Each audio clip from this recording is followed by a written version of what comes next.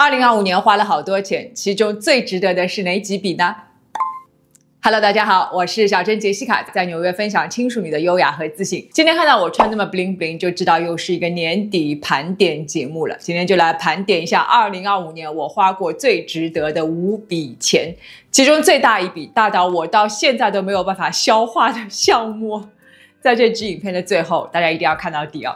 也记得点赞订阅，同时呢加入我的 Facebook 和 WeChat 的私密购物群。那我们就开始了。今年1月呢，我飞去了加州看叶丽仪的演唱会，包括机票、演唱会的门票，还有各种杂费，七七八八加起来大概是$1500左右吧。那很多朋友可能都不知道叶丽仪是谁哦。那我是80后啊，小时候呢，我们都很爱看上海滩哦。周润发和赵雅芝哦，真的是太帅太美了。那叶丽仪唱的《浪奔浪流》，我是从小听到大的。其实说实在话，我也没有那么的喜欢叶丽仪啊，因为那个时候呢，香港的歌手真是神仙打架。那我是张国荣粉啦，我最爱的就是张国荣和梅艳芳了啊，那是另外一回事了。我呢，就是觉得那个时候的童年偶像都一个个谢幕了，看一次少一次了，不是？那好不容易看到有一个那个年代的香港歌手到美国来开演唱会，那就赶紧订票吧。更何况呢，我在加州有一个好闺蜜，所以正好也顺便去看看她。那这笔钱呢，花的特别的有意义啊！当我亲眼看到了78岁的叶丽仪在台上又唱又扭又说笑话，整整有1个半小时不带喘气的，天哪，真是令人叹为观止哦！看看这个身段和这个精气神哦，真是5倍楷模。所以看完之后，我就在想，也不求我的78岁能够像叶丽仪那么的有活力吧，那至少有1半吧，努力啊！前提是要活到78岁啊！好了，努力，这就是我觉得花的很值得的第一笔钱了。因为我常年呢在各个国家各个城市里面搬家，我很久没有买纸质书了，看书呢通常都是用 Kindle 就完成了。但是今年初的时候，我很偶然买了一次纸质书，就一发不可收拾。因为我发现Kindle 哪怕做得再逼真，但这种看书的那种感觉跟真正的纸质书是没有办法比的。这个纸质书你摸起来，哇，就觉得好爽啊！而且看书是那种翻页那种快感还有书香味，真的是无法替代的。而且 Kindle 有一个最大的问题那就是当你看到后面的时候，有的时候你想起来前面说了什么，我好像记不住，我要去翻翻前面的页数。Kindle 翻页相当的困难，因为我根本记不住是在哪里，我得翻。那如果是用页码翻的话，特别的累，但是用纸质书就没有这个问题了。所以我从今年初开始就花了大概有$500-600，买了很多的书。那英文类书籍呢，我都是在亚马逊上面买的，但是呢，我还是挺想看中文书的，因为我最近呢特别喜欢看历史和政治类的书籍哦。英文书呢看起来很累很慢因为有很多英语的这种专业的术语我其实不太了解的，所以我还是需要买中文书。那么中文书里面呢，我基本上是分2个渠道买的。那第一呢，就是我从台湾的一些书店买的，物流超快，体验很好。不过呢，因为台湾都是正体字嘛，我看起来有点累还需要练习。那还有一大部分简体书呢，我都是从京东上面买的，没听错，就是京东不是广告，不是广告。那书的价格呢是很便宜啦。关键是运费嘛，他们的物流其实蛮简单的，你只要输入海外地址就可以了，不用自己找集运公司，它自动会给你选择的。那我选的是最便宜的海运集运的方式，时间比较久，差不多要2个月的时间。我最近一次买中文书大概买了有7-8本，有5.6公斤，运费是210人民币，$30都不到了，还是很划算的。那当然有的朋友可能会说，看什么书啊，现在网上面什么知识都有，何必要花钱？我觉得是这样，但是呢，我觉得网上的一些知识点还是比较碎片化的，看书呢是比较能够帮助我们系统性的梳理脉络，而且呢，看到后来你会发现，跟你脑子里面已经有的那些碎片的知识都可以连成一片了，哇，那种快感真的多少钱都是买不来的。那可能还会有朋友问啊，你怎么知道应该买什么书呢？现在烂书很多，确实如此啊。我呢日常是比较注重积累的，比如说我看到一个我很信任的博主，他提到他最近在看什么书，或者他提到如果你感兴趣这方面的话题，可以去看什么书等等，或者我看书的时候，我会看到作者会 refer 了什么书，我都会把它第一时间记在备忘录里面，然后再上网去看一下评论啊、故事大概啊什么，就知道这本书是不是适合我。肯定会有买错的啦，就像买衣服一样，怎么可能100%都买对？但是没关系啊，大部分的情况下都还是买的挺成功的。所以这个$600这一笔钱，今年真是花的太值了。都看到这里了，如果还没有关注小镇杰西卡的朋友呢，记得动动手指，打开小铃铛，关注我，就可以看到我随时的更新了。也记得加入我的 Facebook 和 WeChat 的私密购物群啊。那我们就接着往下说。大家应该都知道，美国女人啊，不夸张的说，每一个人都是做美甲的。如果她们不做美甲，就好像裸奔一样啊。我呢，刚来美国那几年呢，我是不做美甲的，因为我嫌麻烦嘛。但是后来，因为我做了 YouTuber 嘛，我觉得这个指甲光秃秃的就不是很好看了，所以肯定还是得做一下美甲。那我也去了店里面做过几次，然后发现呢，包括税还有小费，七七八八加起来要$50左右，哇，我觉得好贵啊！所以呢，我就自己去买了指甲油自己涂，我觉得这样省钱蛮好的。但是问题来了，一方面呢，我是一个大手残哦，涂出来的指甲油呢，远看 OK 哦，近看的就是坑坑洼洼的。而且因为我自己做饭嘛，洗碗做家务什么的，指甲油涂了没几天，就是有很多这种裂痕啊，就更加的难看。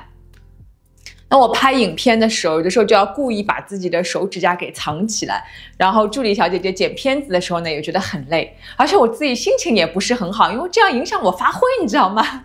那首先我算了一下账啊，如果说我2个星期去做一次指甲油，一年算下来大概是$1200，隔到每一天呢，就是每天$3，我觉得$3半杯咖啡的钱都不到，好像我应该还是能够承受得起啊，没有必要把自己搞得那么抠抠搜搜的。其次呢，我就问自己做美甲这些机会让我快乐吗？我就想起我每一次去做完美甲，晚上回来看书嘛，因为我一般都是晚上睡前在床上看书，看书就看到我新做的指甲油，你知道吗？然后我就会就这样欣赏，好好看啊！不夸张了，我就经常会好美啊，好开心啊！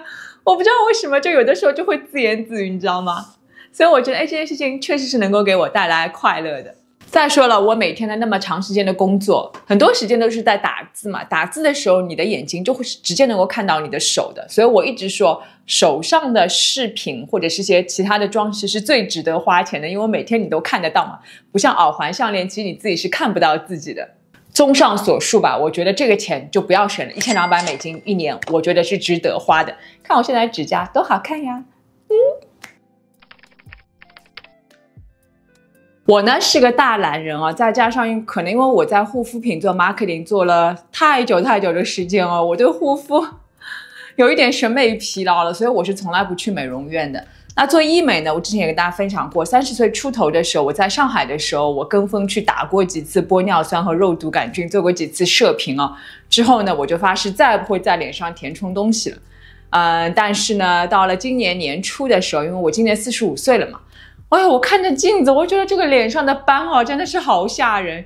因为我年轻时呢不太注意，就很喜欢去美黑嘛，脸上就有很多小雀斑。那年轻的时候是可爱，对吧？那到我这个年纪如果我再不处理它，就会越长越大，越长越深，连成一片，就会变成老年斑想想这个画面就很可怕。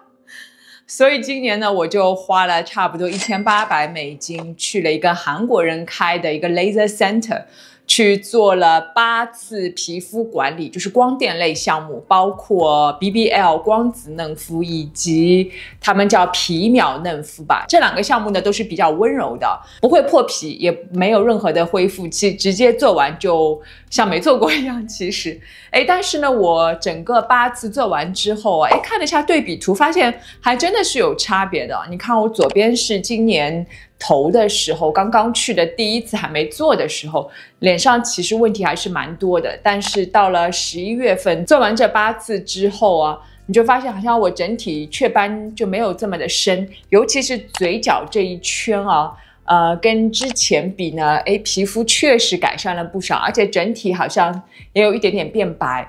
我身边的朋友也说我的皮肤好像看上去要比以前细腻一点，我也挺开心的。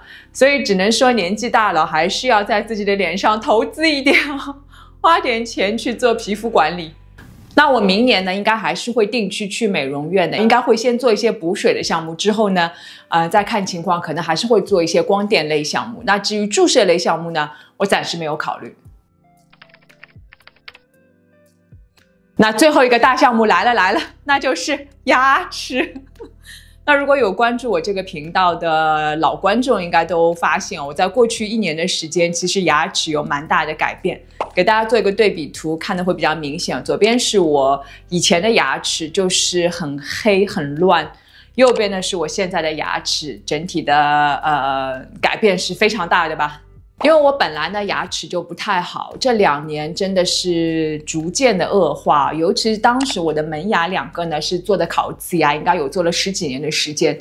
那日积月累之后呢，跟旁边的牙齿就有很明显的色差，而且呢更可怕的是形成了黑三角，视觉上就好像牙缝很大很黑。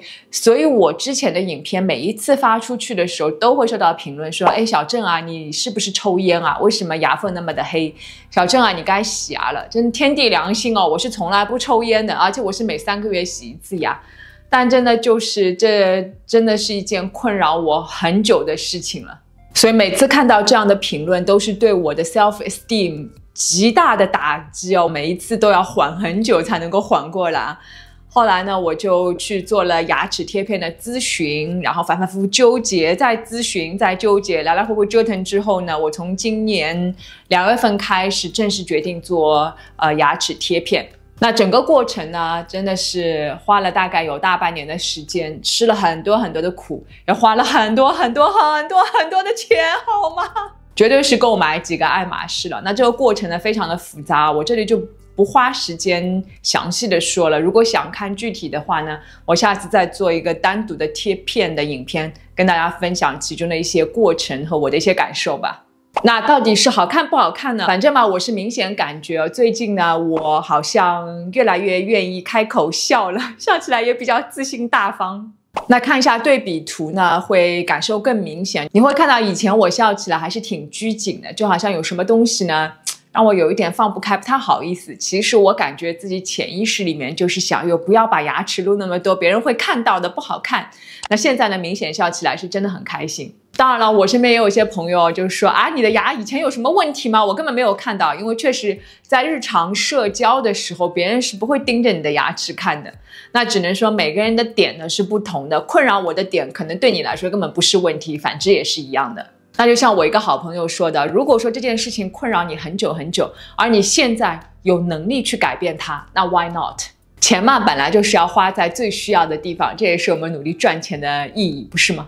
那到底这笔钱有多大呢？我这里就不说了，因为说了之后呢，肯定会有很多评论说，因为你这个钱花的太多了，这个不值得，可以找到更便宜的，等等等等。就这种事情，我觉得就是见仁见智吧。我觉得符合我的心理预期，也是和这个市场价格也是一致的，那就好了。总之就是花了很多钱，但是很值得。好了，一口气分享了2025年我花的最值得的5笔钱。对大家启发应该也没有啦，那就纯粹感谢大家听我唠嗑。那大家在2025年花了哪些钱呢？有哪些钱觉得很值得呢？也欢迎留言分享吧。如果喜欢这支影片的话呢，也记得给我点一个赞吧。如果还没有关注小郑杰西卡的朋友呢，记得动动手指，打开小铃铛关注我，就可以看到我随时的更新了。也记得加入我的 Facebook 和 WeChat 的私密购物群，在群里面呢，我会第一时间分享我的同款以及相关更多更好的折扣等你来玩。那我们就下次见了，拜拜。Bruce, say goodbye. Bye bye.